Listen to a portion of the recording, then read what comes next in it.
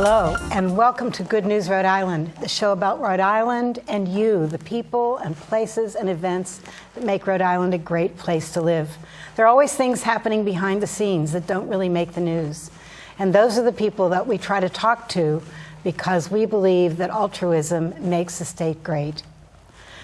This is our beginning of our 6th season today, and so we welcome you back to Good News Rhode Island.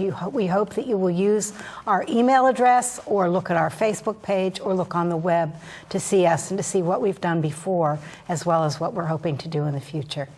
If you're interested in helping us, please call or write to the email address, and we would be glad to help you be part of our staff.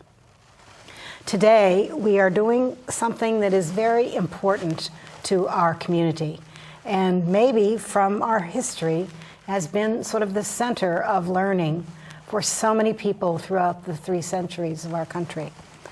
Today, we're going to be talking to the Providence Community Libraries, to the people that work hard in them, to the new director, Jeffrey Cannell. We welcome you, Jeffrey. Welcome to Providence. We hope you love the city. We hope you stay a long time and that you help the Providence Community Libraries to grow. And welcome Cheryl Space, who is the Youth Services Coordinator. And it sounds to me like amazing things are happening now at the library for kids and for parents as well. So, welcome. I'd like to start by asking both of you how you got to be where you are. What is your training and what a little bit of your experience, Jeffrey? Okay. Well, I think a lot of librarians have sort of a key story in their past where a librarian was either nice or maybe not so nice to them, and they joined the guild to try to correct that. I grew up in a bedroom community for New York City, in Westchester County, and we had a public library that was in a former train station. Back when all there were books, and I started out in the children's department, and read everything that I wanted to read there. And one day I just screwed up my courage and asked the librarian, was there any way that was there anything else that I could read? And she gave me official permission to start reading in the adult section. And it was so empowering. Mm-hmm. And it really opened the world of information and knowledge to me in a way that, no offense to schools, but in the way that schools didn't. Some people are more self-teachers, and some people are really bad at sitting in chairs in rows all day long. And this was the early beginning of my education.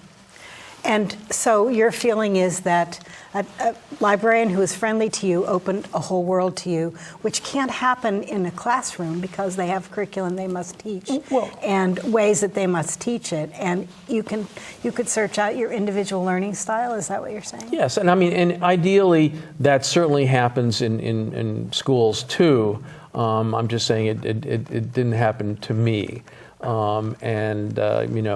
I followed the path of least resistance. I'm not sure, but it was the beginning of a wonderful relationship between me and all the people that write books. So. And then you decided you wanted to be a librarian, and you went to get a master's in right. library I got science. a bachelor's in English and literature, and a master's degree in what was then called library science, and now is a lot of places called information science.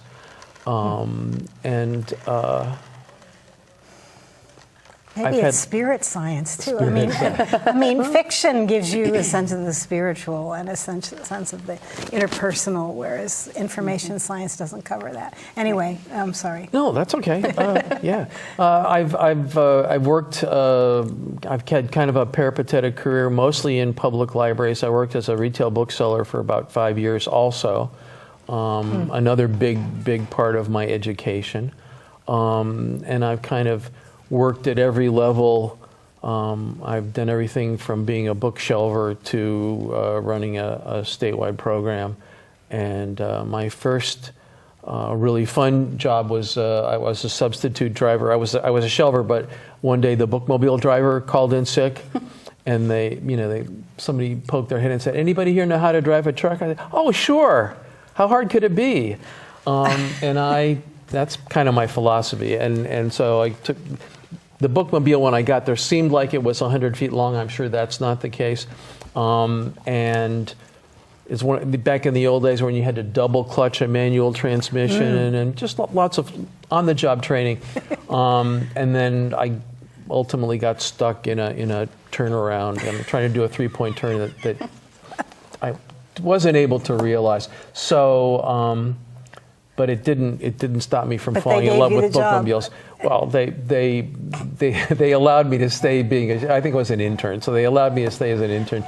But 30 years later, I was the director of that. I came back to Albany to be the director of that library. So. And you built 6 other libraries, is that right? Well, I led a team that showed the public that it was in their best interest. There was a public referendum for a $30 million bond to build. 5 build or drastically rehab 5 buildings in a branch system. Good for you. I hope that happens in at least one here in Providence. Don't say which one. Okay. Cheryl, you are very interested in how books educate and how language educates. How did you get started?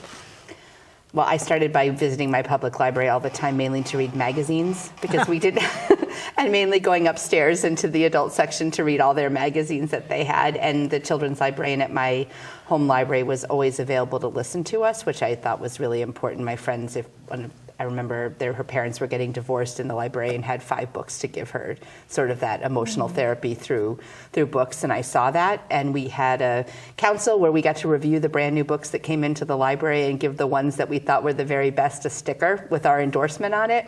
Ooh. Well, that's a neat idea. idea. I kind of grew up in the library and then went to school for something completely different and ended up circling back into public libraries. It's sort of one of the most exciting jobs you can have. I think it's creative and it's interesting. There's always a challenge. You get to engage in the community and figure out what people are looking for, and then try and come up with a creative way to address people's needs or their interests or what they're enthusiastic about. So it's a perfect job. Well, a lot of people think of libraries in a very different way, and so I hope that they will continue to listen and find out what you're doing in the community libraries that is really so exciting. Let's start with the youth services programs that you've been founding, and they're ongoing, but maybe new things are happening too. What's happening? So we're starting a brand new initiative with the very youngest patrons in the library. We're starting 3 Providence Talks playgroups, and Providence Talks is a city-wide Providence initiative to help parents and caregivers start really talking with their kids the minute they're born. It's actually, the play groups will be for 1 to 3-year-olds, and parents will actually put on their child a recording device and record how many interactions and conversational exchanges they have, and then work to increase the amount of time they're talking. And at the play groups, they'll do activities and they get free books. And so it's all ways of encouraging that language development. We go from there to Cradle to Crayons, which is another program for 1 to 3-year-olds. It's a play group, and what's really nice is it gives parents and caregivers who can be very isolated a chance to interact with each other and learn from each other while their kids are playing. And we always do an early literacy story time with that, where we do songs and rhymes and stories so that they can do those at home as well. We encourage that. And these are in all the different libraries, all 6 Most libraries. of our all libraries. 9 library. The play groups will be in 3. We hope to expand it to all 9. It's a brand new partnership with Providence Talks at the City. Cradle to Crayons is in all of our libraries.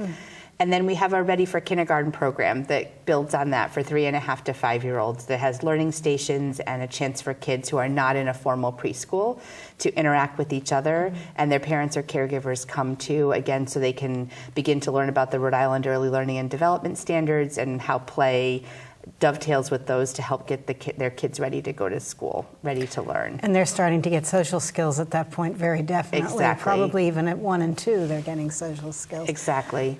And we go from there to, once kids are in school, we work closely. We've been increasing our ties with the Providence Public School Department. So we actually are working on a Connect Ed library challenge right now to get every Providence Public School student a library card. So we worked with 7 elementary schools last spring as a pilot to try it out. We're doing 2 more right now, just starting up at the beginning of next month. And eventually we hope to get to all the schools in Providence, so everybody has a library card. We have tons of after-school programs, homework help for kids. They come in after school and do their homework or hang out, and we offer many interesting things for them to do. So we and then we have a teen internship program. So we have a teen at each of our libraries, and we encourage them to take their own interests and to develop a club for younger kids. So we've had filmmaking, we've had improv comedy, we've had art clubs, all led by teens. And then they also help out and get mentored by the library staff because they help with another program led by staff. So we try and run something for everyone. Sounds to me as though that is a model for the rest of the state. Really wonderful programs that really are foundational. In other words, they're establishing skills that will be used through life. Well, that's what we try. We try and be as relevant and meaningful as we can and do what's needed by the community or desired by the community. That's always our goal. Well, most people don't think of that as library, I have to say. I think it's wonderful. Now, most people are saying libraries are relevant because there's now media and we don't need the library because we can always look it up. So what's your answer to that, sir? Well, I think the answer is, you're half right. There are, everything is a click or 2 away on the internet, but unless you have sort of a mediated search or, a guide, it's very easy to end up with incomplete or wrong or harmful information. Now, back in the print era, librarians have always been a helper and a guide, connecting people and information. That hasn't changed. The tools that we have at our disposal and the universe of recorded information have grown immensely and are changing every day. Daily. Yeah, you go to bed if you're a reference librarian, you go to bed at night knowing that the world is going to be totally different when you wake up in the morning. That's why so many of them have such a hard time getting to sleep at night. It's not, and libraries' roles are increasing. More and more people are using the library remotely, whether downloading digital materials, books and recorded books and video. But more and more people are also using the library as a third space. The concept of you've got your home and you've got work and then you've got this third place. And for some people it's a religious institution. For some people it's let's go down to the Boys and Girls Club. For some people it's let's go to the coffee shop. And for some people it's the library. And libraries and this is not new. It's just more widely, I think, talked about or recognized. It's library as a sort of a community nexus. It's the contemporary version of the town square.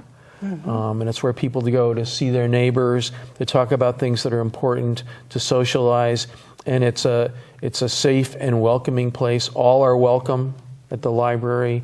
All the time. As long as the library's open, everyone's welcome all the time. Right. And so you don't feel, I'm sorry to point this out, but you've been in the library a few years.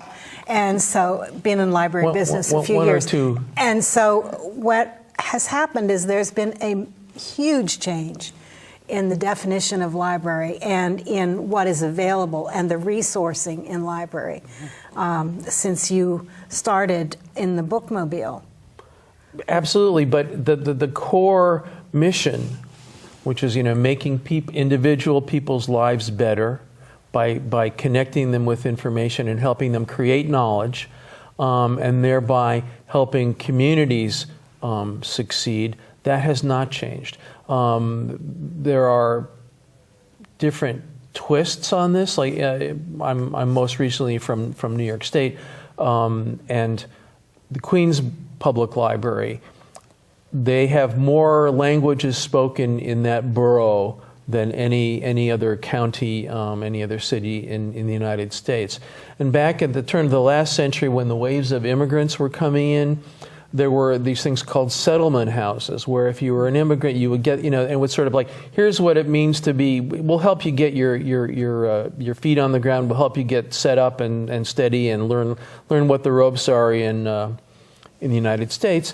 And libraries have taken over that role, and especially places like Queens, where their catalogs are in many different languages. There are branches where located in a town that's a part of town that's got a strong ethnic component, where that language is spoken by all the staff, and there are classes on U.S. citizenship, classes on here's what you need to get a driver's license. Here's what the story is about voting, and that's making those individuals' lives easier and better, and therefore making the future of the country better. Thomas Jefferson wrote that information is the currency of democracy. In other words, an informed electorate is necessary for democracy to succeed, and I think we're a key part of that.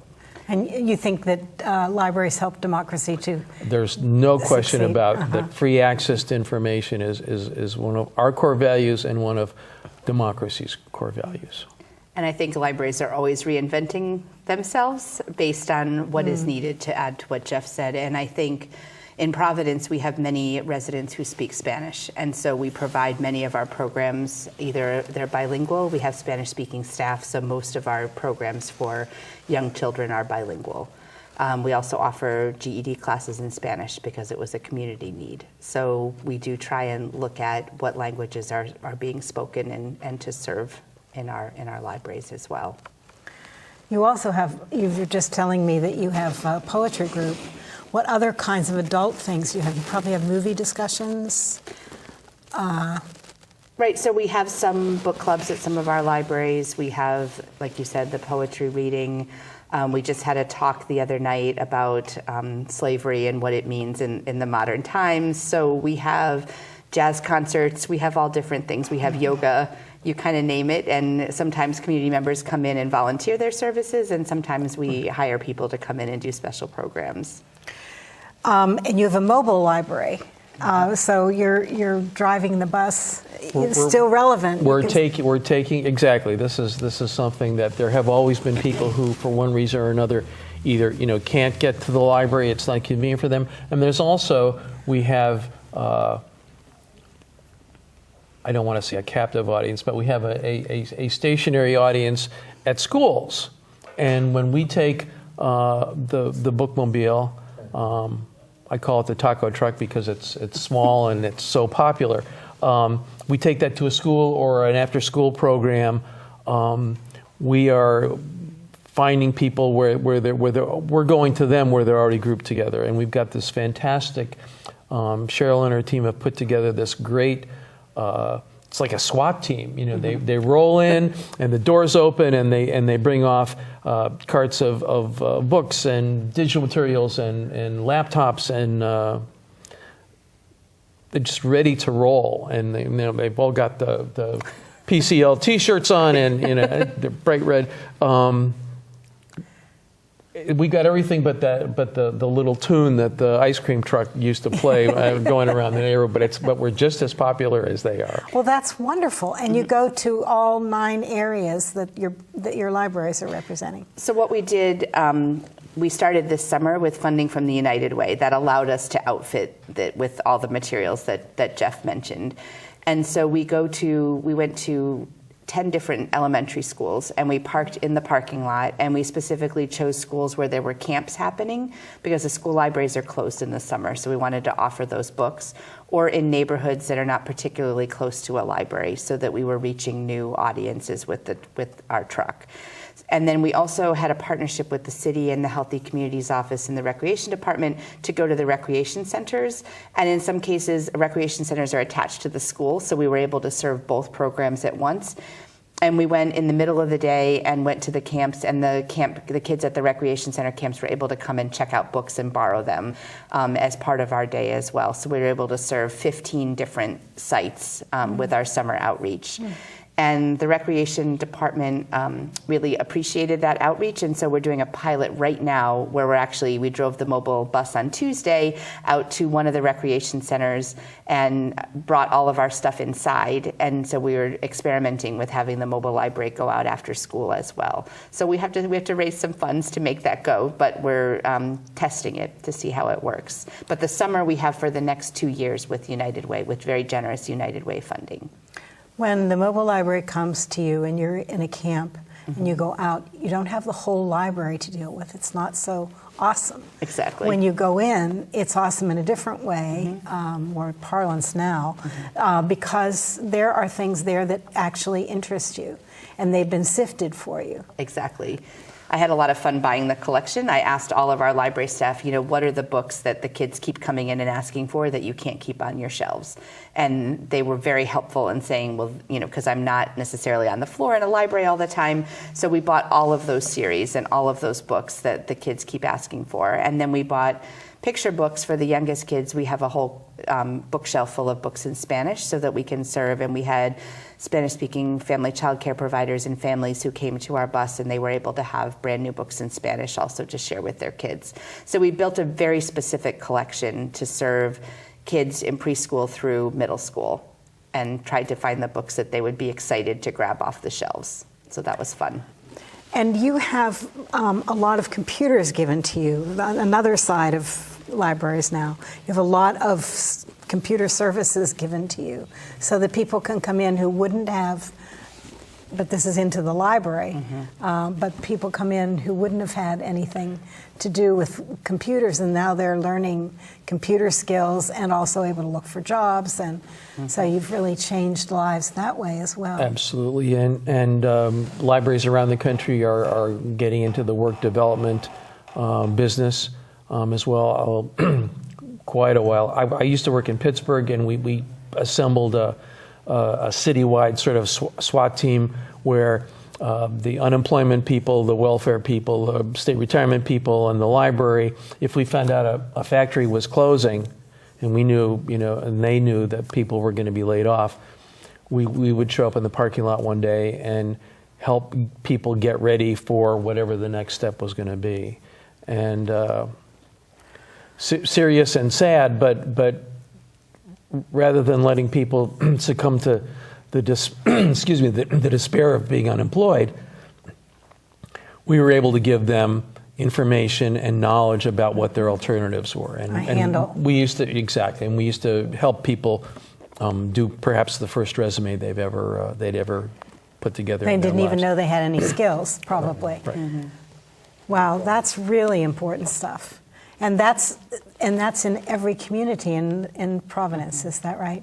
So some of the communities where unemployment is much more of a problem Right, so we have computer labs that are heavily used in all of our libraries, and also we have free Wi-Fi, of course, available. So we have people coming in and using their own devices or bringing their own computers and taking advantage of our Wi-Fi so that they can get online, so that they can do all of these different things. And some of them aren't even coming in. We see before the building is open, there'll be people Outside. camped outside on their devices using Oh, the using your Wi-Fi Wi-Fi. that Right. leaks Yeah, out of because the it's building. so much. Well, Yeah. that's neat that you can do that. You provide a tent. Yeah. Exactly. All of this happens not by accident, and there are people and corporations that are helping you behind the scenes. Is that right?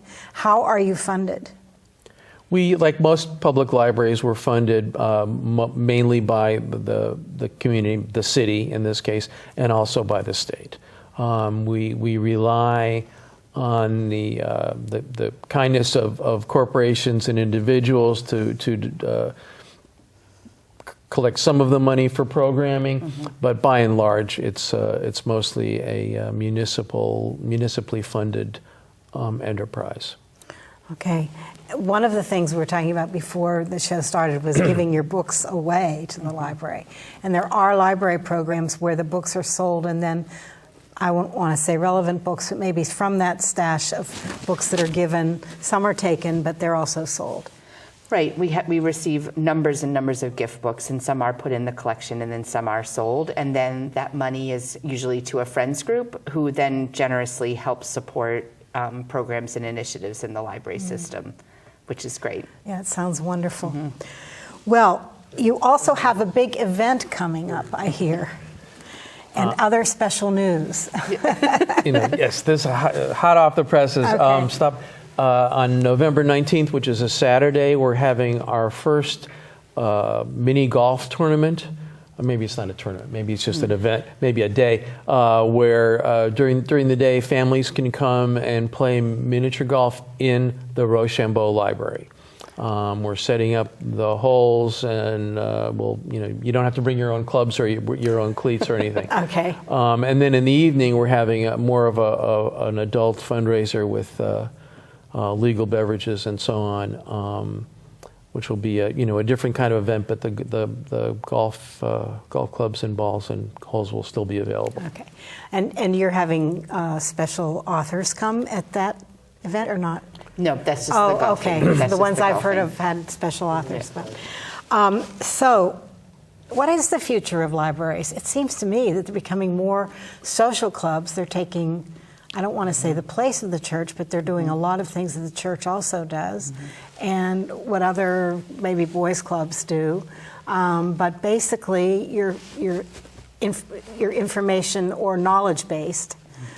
But what is the future? I think we will. The good news and bad news. The good news is, the bad news is we don't really know. Okay, the far future for me is like 5 years from now. The good news is we can be anything we want to be. We can be anything we need to be. We've got that amount of flexibility in the 21st century.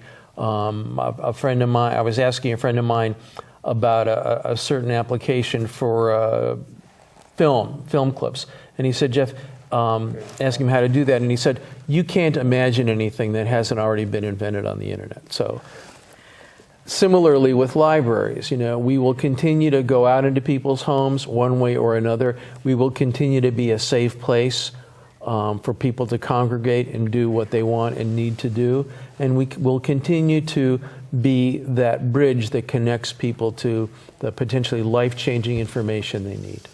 Thank you. And thank you for what you're doing behind the scenes and in front of the scenes. This is Good News Rhode Island, and we thank you for watching. We've been talking to the Providence Community Library. Please check it out in your neighborhood.